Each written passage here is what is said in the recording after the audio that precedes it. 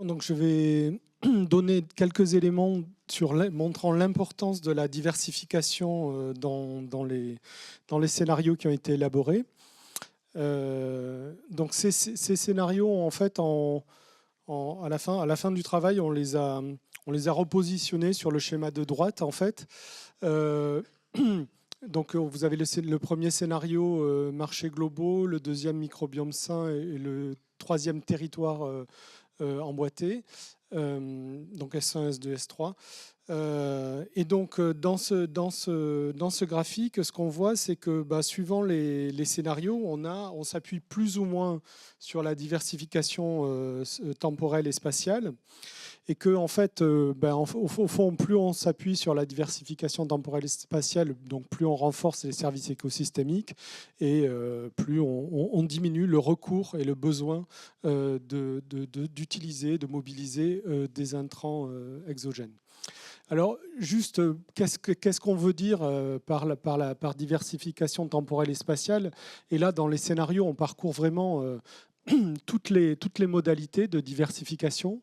Et là, je vais m'appuyer sur un travail qui a été fait, qui est une expertise scientifique collective, qui montre un peu toutes les types de diversification végétale.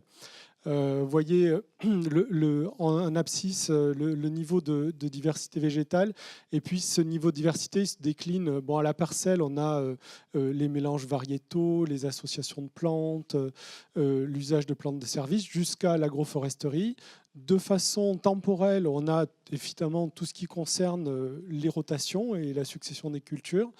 Et puis ensuite, à l'échelle des paysages, on a tout ce qui concerne la complexité des paysages, donc à la fois l'arrangement spatial des parcelles, mais aussi la composition spatiale et la diversité spatiale des paysages. Donc voilà, j'avais juste à donner ces éléments-là en introduction. Merci beaucoup et je passe la parole à Xavier. Merci Olivier pour avoir reposé un peu les bases. Et donc sans plus attendre, on va écouter le premier intervenant, c'est Stéphane Cordeau qui va venir nous raconter comment est-ce qu'il mobilise ce levier. Stéphane, la parole est à toi. Eh ben, merci beaucoup. Donc bonjour à tous, je m'appelle Stéphane Cordeau, je suis agronome agroécologue à l'INRAE de Dijon, dans l'UMR agroécologie. Donc j'ai effectivement en charge de vous présenter des résultats du projet PPA Specifics que j'ai la chance de coordonner, qui porte sur la diversification des cultures de la parcelle au paysage, et aussi de vous garder un peu éveillé, ou tout du moins de ne pas vous endormir. Donc en fait, l'objectif du PPA Specifics, c'était de voir comment on peut en partie mobiliser la diversité cultivée, mais pour faire des systèmes qui sont sans pesticides, multiperformants et riches en légumineuses.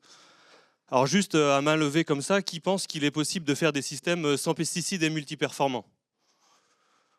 Ok, multiperformants et riches en légumineuses. Ouh. Et sans pesticides et riches en légumineuses. Plus dur déjà. Donc on avait raison de faire l'ANR spécifique, enfin le PPR spécifique, parce qu'effectivement les légumineuses ne sont pas forcément des bonnes candidates à la base pour des systèmes sans pesticides. Par contre, dans une France sans pesticides ou dans un cadre de recherche sans pesticides, comme c'est le cadre du PPR, c'était justement très intéressant de chercher à garder ces légumineuses dans les systèmes et de changer de paradigme dans ce projet, qui était d'arrêter de penser que les légumineuses peuvent rendre des services au système et aux autres cultures, mais qu'il faut que les systèmes rendent des services aux légumineuses pour qu'on puisse les garder dans les systèmes. Donc je ne vais pas m'appesantir sur cette diapo qui vient d'être présentée par Olivier, mais en gros, l'idée c'était de mobiliser l'ensemble des formes de diversité végétale cultivées pour des systèmes multiperformants. Et on peut insérer des légumineuses de différentes manières, en faisant des mélanges de variétés de légumineuses, en faisant beaucoup de cultures associées, c'est très courant, en les utilisant en plantes de service, ou alors en diversifiant la rotation dans le temps, et donc du coup de faire des compositions de paysages qui sont très diversifiées. Et donc, dans cette expertise scientifique collective à laquelle j'avais participé, on avait analysé collectivement plus de 2000 articles, 27 000 études primaires, qui démontrent que l'utilisation de cette diversité végétale cultivée, elle peut rendre des services en termes de régulation des bioagresseurs, que ce soit sur les adventices, sur les insectes ravageurs, sur les maladies, etc., dont la taille d'effet peut varier selon ces bioagresseurs et selon les modes de diversification. Mais globalement, vous voyez que le tableau est plutôt vert, plutôt avec des effets positifs, plutôt confirmés, même s'il y a certains effets qui restent encore théoriques, c'est ceux qui sont en bleu.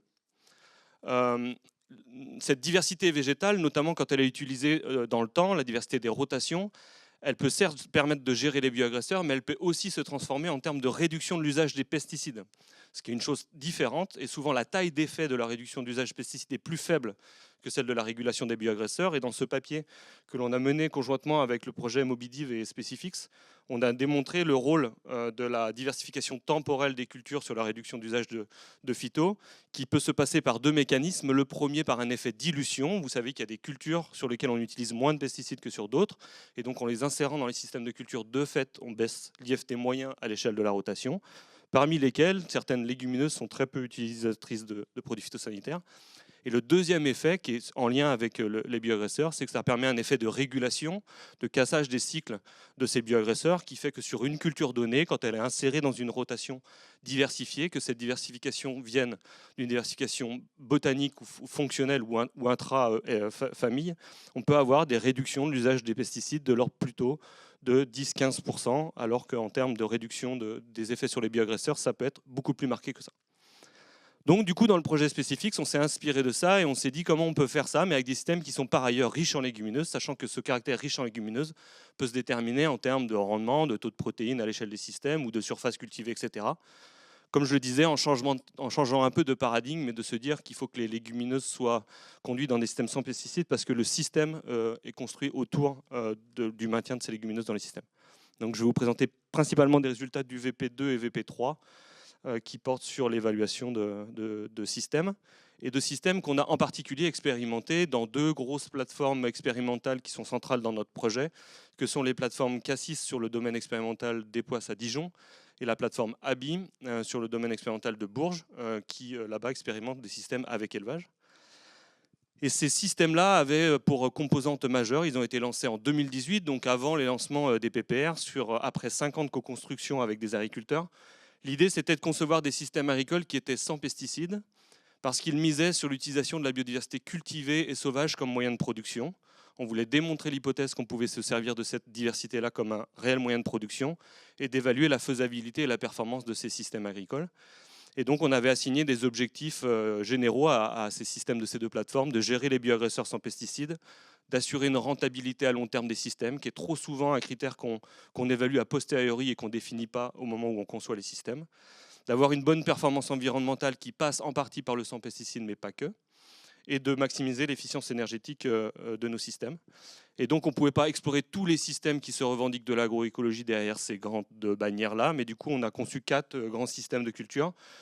8 grands systèmes de culture, 4 sur la plateforme Cassis et 4 sur la plateforme ABI. La différence, c'est que sur la plateforme ABI, on a des systèmes qui sont liés ou non à l'élevage ovin, alors que sur la plateforme Cassis, il n'y a pas de lien à l'élevage explicite, tout du moins il n'y a pas d'animaux sur le dispositif.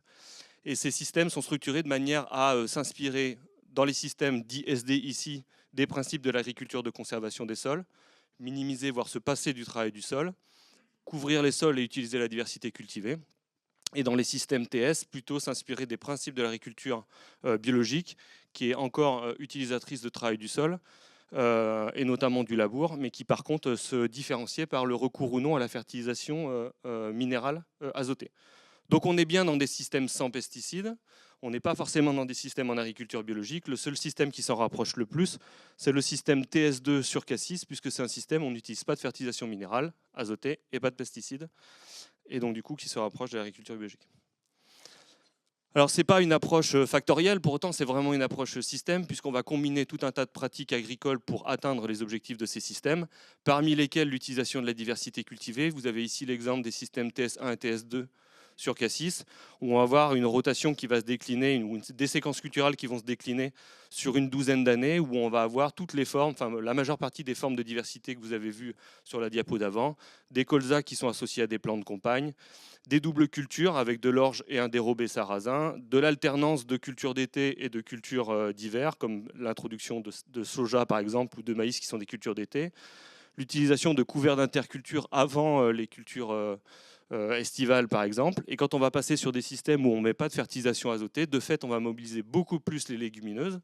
On va quasiment plus avoir de céréales pures comme de l'orge et du blé, mais on va passer sur des cultures associées, blé pois, blé févrole, etc.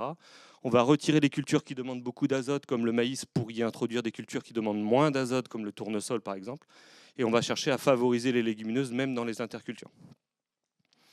Et donc on va mettre en place l'ensemble de ces termes de la rotation une année donnée sur l'assolement du dispositif, et donc du coup générer une diversité spatiale l'année donnée des cultures.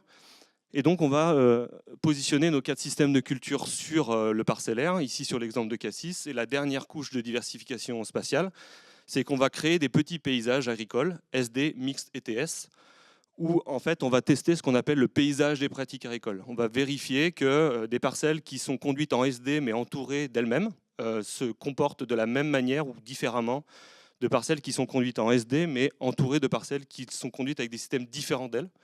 Donc c'est ce qui se passe dans la zone mixte. Du coup on a des réplicas spatiaux de colzas qui sont conduits en SD, entourés de SD, et des colzas qui sont conduits en SD, entourés de systèmes TS. Et on teste comme ça la dépendance à ce qu'on appelle le paysage des pratiques agricoles.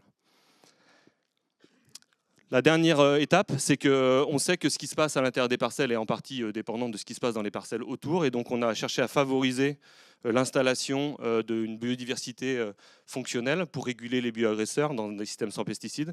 Et donc on a emblavé à peu près 10% du territoire expérimental avec des infrastructures agroécologiques pour créer un habitat et des ressources trophiques tout au long de l'année, dédié à fournir des bioagresseurs en lien avec les pressions biotiques que l'on connaissait sur le dispositif sur nos cultures. Et donc, pour pouvoir objectiver les effets de ces systèmes, il faut collecter des données pour définir l'état initial de notre dispositif, mais aussi le monitoring long terme de l'évolution des bioagresseurs, des auxiliaires, de la régulation biologique de ces auxiliaires, parce que ce n'est pas le tout d'avoir plus d'auxiliaires, mais il faut qu'ils soient actifs en termes de régulation. Bien entendu, on enregistre toutes les pratiques qui permettent de faire de l'évaluation multicritère. Et on enregistre aussi des données sur le rendement, la qualité, parce qu'on achète aux coopératives agricoles des semences et on relivre aux coopératives agricoles nos cultures. Donc on s'inscrit dans des marchés existants. Et on se compare à des agriculteurs voisins qui mettent en œuvre des systèmes locaux dominants, qui soient bio, conventionnels, avec des rotations diversifiées ou non. Alors, quel niveau de satisfaction on a de nos systèmes? Je ne vais pas rentrer dans le détail de chacun, mais c'est juste pour vous donner une overview. Globalement, ce qu'on peut dire, c'est que le niveau de satisfaction que l'on a de la multiperformance des systèmes, il est très corrélé au niveau de rupture et d'innovation que l'on avait mis dans ces systèmes-là. On est à INRAE, on teste des systèmes qui sont très risqués, qui sont très en rupture, qui ont été co-conçus avec les agriculteurs et dont un certain nombre des innovations testées provenaient de volonté des agriculteurs de nous les voir tester. Et donc on voit typiquement que le système SD1, qui est un système où on n'a pas travaillé le sol pendant les 5 premières années du dispositif, sans aucun pesticide, est très très loin de nos attentes. On ne sait pas faire de l'agriculture de conservation des sols au sens strict sans pesticides, mais ça nous permet de nous mettre dans un cadre de rupture qui nous permet de tester des systèmes qu'on n'aurait pas testés sinon et de perdurer. La multiperformance des systèmes TS est beaucoup plus acceptable, même si elle n'est pas complètement au niveau de nos exigences. Et pour ce qui est des systèmes avec élevage, ils ont un niveau de satisfaction qui est un peu plus élevé et qui est en partie dû au fait qu'on peut diversifier les cultures et les valoriser directement avec l'élevage. Alors, deux, trois exemples de ça. Le premier en termes de productivité. On voit qu'on a réussi dans les systèmes TS1 avec l'utilisation de la fertilisation azotée, mais sans pesticides, à déplafonner les rendements de l'agriculture biologique. On atteint des rendements en blé de l'ordre de 65 quintaux quand on a un potentiel de 80 sur le dispositif. Alors que les systèmes TS2, qui sont sans fertilisation azotée, on est autour des rendements des agriculteurs bio de la région, 30 quintaux, 32 quintaux, et ce, sans aucune fertilisation, même pas organique. Par contre, les systèmes TS, ils ont des rendements qui sont relativement faibles. On a une très mauvaise utilisation de la fertilisation azotée et de toutes les ressources que l'on y met, notamment liées aux pressions biotiques, notamment adventices, qui se sont installées. On a eu une augmentation de l'ordre de 32% du stock semencier par an au cours de ce dispositif, de la vie de ce dispositif, sachant qu'on est aujourd'hui à des niveaux de pression biotique qui ne sont pas encore catastrophiques par rapport à ce qu'on peut connaître dans des parcelles dites infestées chez des agriculteurs. En tout cas, on sait que les adventices sont responsables de pertes de rendement et on est arrivé dans des impasses agronomiques, comme vous voyez sur la photo, avec des systèmes SD1 emblavés avec des graminées principalement annuelles et des systèmes SD2 principalement emblavés avec des chardons. Ça nous a permis, cet enregistrement de pratiques agricoles, de faire quand même de l'évaluation multicritère des systèmes et de se rendre compte que certains objectifs étaient atteints, notamment en termes de réduction de temps de travail, de temps de traction dans les systèmes SD, de charge de mécanisation. Mais par contre, que ces réductions-là ne venaient pas compenser les pertes de production, même dans des scénarios de prix très favorables. Et donc, du coup, on avait des marges semi-nettes qui étaient nul ou négatif dans les systèmes SD et qui était certes positif mais pas acceptable encore dans les systèmes ETS. Et donc du coup là, on est dans une phase de reconception de ces systèmes SD et TS de manière à les rendre beaucoup plus performants. Du coup, en termes de conclusion, on peut dire que dans ces plateformes-là, on voit qu'on peut utiliser cette grande diversité de leviers de diversification cultivée pour gérer les bioagresseurs. Après, il faut être honnête que dans la réalité, ça reste très compliqué de la mobiliser, de se fournir en semences. Nous, on est sans pesticides, donc on est en semences non traitées. Donc il faut faire appel aux chaînes de tri de semences longtemps à l'avance et de trouver des débouchés et des marchés. Sans parler du fait qu'il faut se former à la technique de ces nouvelles cultures et que le référentiel n'est pas toujours disponible ou pas disponible dans notre région. Pourtant, dans un contexte de réduction de l'usage de phyto, on a pu démontrer avec ces études que la taille de l'effet de la diversification, il est souvent plus marqué sur la gestion des bioagresseurs qu'il ne l'est sur la réduction de l'usage des pesticides. Puisque entre les deux, il y a quand même un agriculteur, un humain ou un expérimentateur qui va du coup revoir l'effet de cette diversification au regard de la pression biotique qu'il veut et au regard de ses objectifs. Par contre, dans un contexte d'arrêt des pesticides, c'était le cas des plateformes Abi et Cassis, on voit que la transition agroécologique elle peut prendre du temps. On a des niveaux de régulation biologique qui ne sont pas à la hauteur de ce qu'on espérait, alors qu'on est à 6 ans, enfin on rentre en 7e année de transition, que la pression de plusieurs bioagresseurs en même temps nous complique vachement la tâche, parce que je vous ai dit que les adventices étaient très problématiques, mais elles sont devenues problématiques à cause de d'autres pressions biotiques.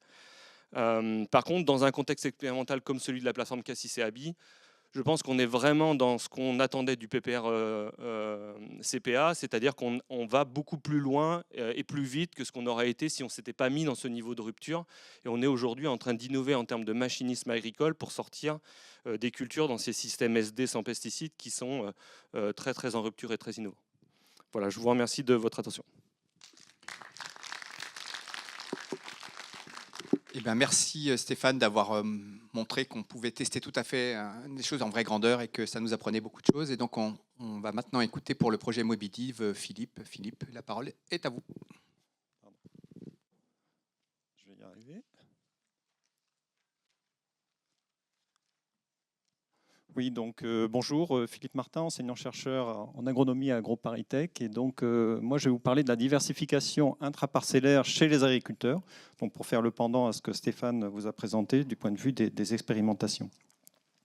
Donc là, effectivement, ça s'intègre dans le projet Mobidiv, c'est le WP1, sachant que dans Mobidiv, on a aussi d'autres volets, travail sur les mécanismes d'interaction plus fondamentaux, jusqu'à la diffusion au niveau du 5 en direction des agriculteurs et aussi des industries semencières. Donc Mobidiv, pardon, j'ai oublié de dire que c'est sur la sélection en fait, de mélanges variétaux et aussi d'espèces pour aller vers effectivement moindre usage des produits phyto. Donc, ce que je vais vous présenter, en fait, c'est issu de la thèse d'Élodie Yann, donc qui va être soutenue dans 4 jours. Donc, c'est pour ça que c'est moi qui la présente et pas elle. Voilà. Donc, Élodie, dans son travail sur ce qui se passe au niveau des agriculteurs, donc, a adopté une approche mixte, c'est-à-dire qu'en gros, elle a conduit des enquêtes auprès des agriculteurs pour comprendre les logiques techniques. Mais du coup, on est vraiment ancré au niveau local, donc c'est très spécifique à ce qu'on voit sur place, et couplé avec des analyses sur des bases de données pour essayer de généraliser à une échelle plus nationale. Donc, ces bases de données, c'est à 2 échelles. Donc, déjà au niveau de la parcelle. Donc là, on a valorisé des données des fermes du réseau DEFI, donc sur les systèmes de culture mis en place et qu'on retrouve dans la base agrociste. Et aussi, donc là, on a à peu près, je ne sais plus, c'est 2000 exploitations à peu près. Et à côté de ça, donc, on a les informations sur le registre parcellaire graphique qui nous permet d'avoir une idée des mélanges appliqués sur les différentes parcelles, là pour près de 400 000 exploitations sur le territoire national. On a aussi le niveau exploitation, donc toujours avec le RPG, puisqu'on a l'information sur le numéro package. Donc on a les assolements de toutes les exploitations et donc la part des mélanges présents dans ces exploitations et comment ça évolue donc, au cours du temps. Donc, par rapport à ça, cette approche mixte, donc, ce que je vais vous présenter, c'est 2 aspects. Donc, l'impact des mélanges de variétés sur l'usage des produits phytosanitaires. Qu'est-ce qu'on voit? Et puis, la dynamique d'extension et aussi les logiques des agriculteurs associées à cette dynamique. Donc, premier point sur l'impact des mélanges. Donc, je vais voir les mélanges d'espèces d'un côté, puis ensuite les mélanges de variétés sur le blé. Donc là, on est sur les données d'AgroSyst, donc du réseau DEFI. Donc, l'idée, c'était de travailler sur des exploitations en conventionnel. Donc, on a mis de côté les exploitations bio pour voir justement l'effet des mélanges d'espèces sur la réduction de l'usage des phytos. Donc, on va comparer. En fait, on va avoir des couples entre des mélanges d'espèces et puis les variétés, les espèces en pur de l'autre côté. Donc, on s'est intéressé à quatre espèces importantes en France, donc blé, orge, pois et colza. Et donc là, vous avez l'information sur la variation d'IFT entre le mélange et puis le pur. Donc en gros, c'est le niveau du pur moins le niveau du mélange. Donc si c'est en négatif, eh bien, ça veut dire que le mélange, finalement, permet de réduire les quantités, les niveaux d'IFT. Effectivement, c'est ce qu'on constate pour 3 espèces, donc blé, orge et pois.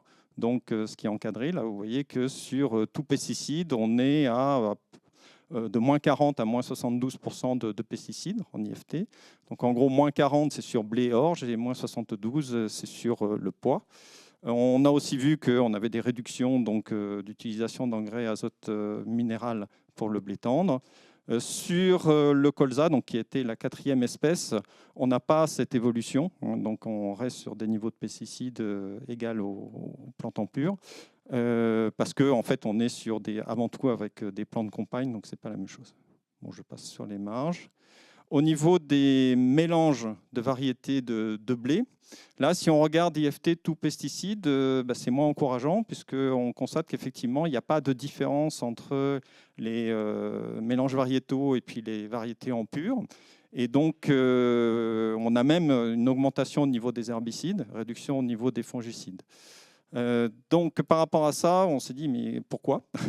Donc, plusieurs explications. Déjà, au niveau des agriculteurs, enfin, des résultats sur lesquels on travaille, c'est des résultats du réseau DEFI, donc des agriculteurs qui ont déjà peut-être un point d'IFT en moins que la moyenne.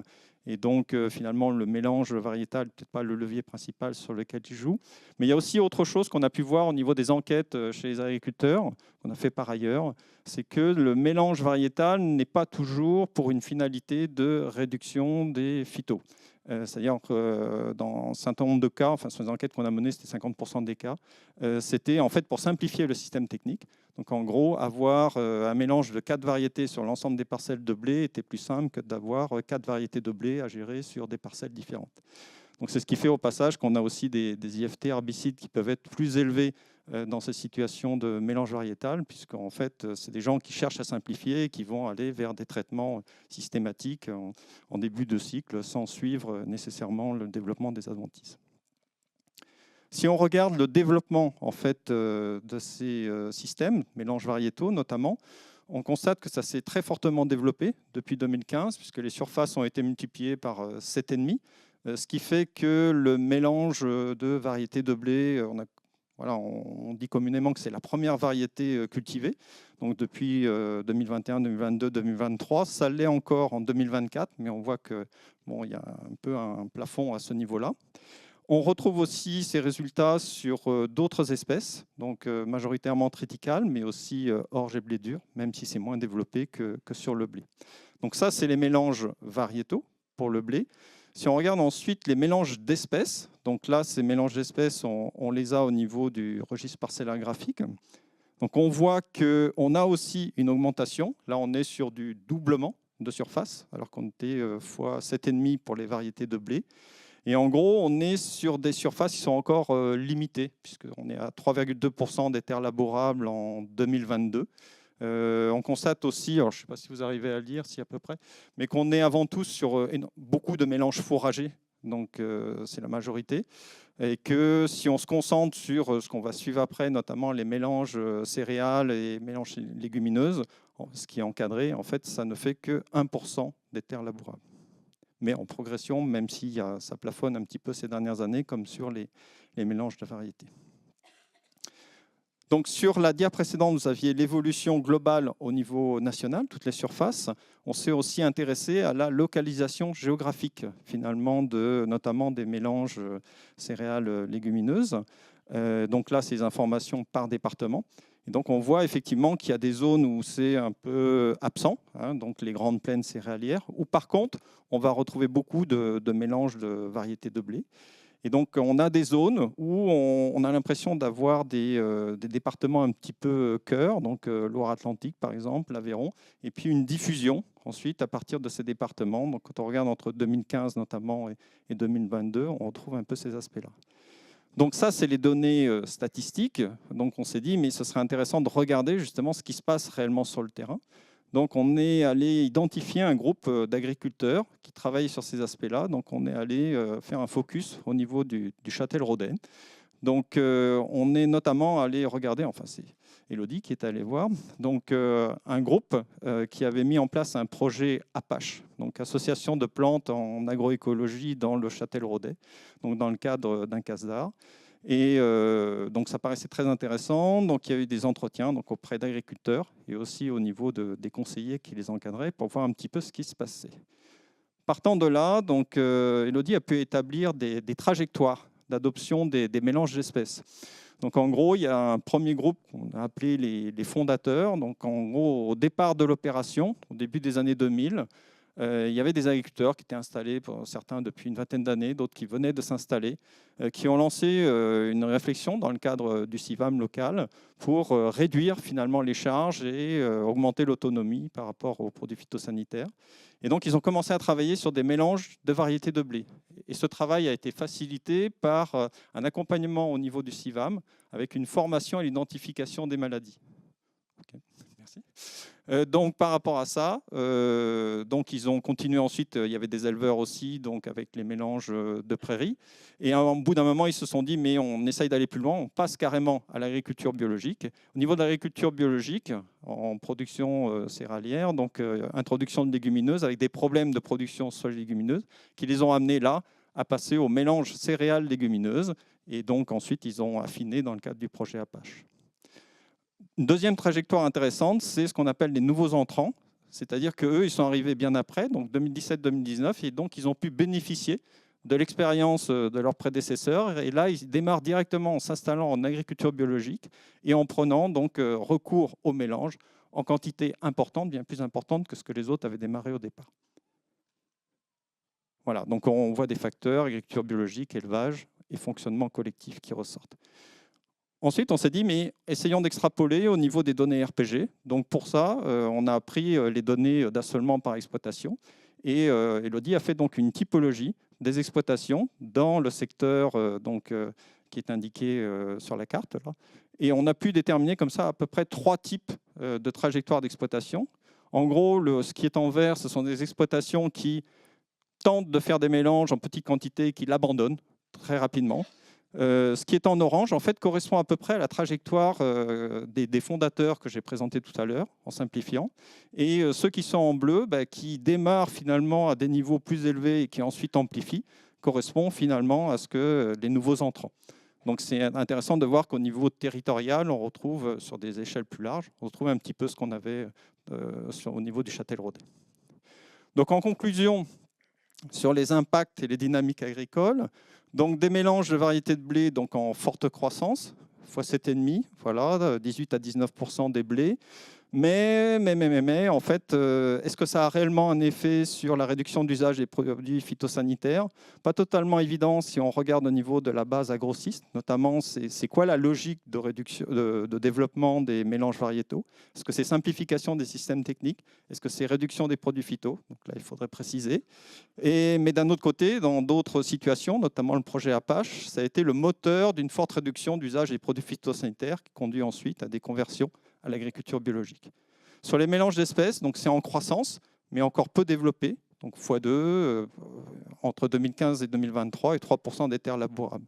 Par contre, il y a des effets prononcés sur les réductions d'usage des produits phytosanitaires donc en conventionnel et des circuits. Alors, je n'ai pas parlé des circuits de collecte, mais en gros, les circuits de collecte, notamment dans la zone Apache, c'est en bio par les COP, mais en mélange binaire uniquement, pas plus de 2 espèces.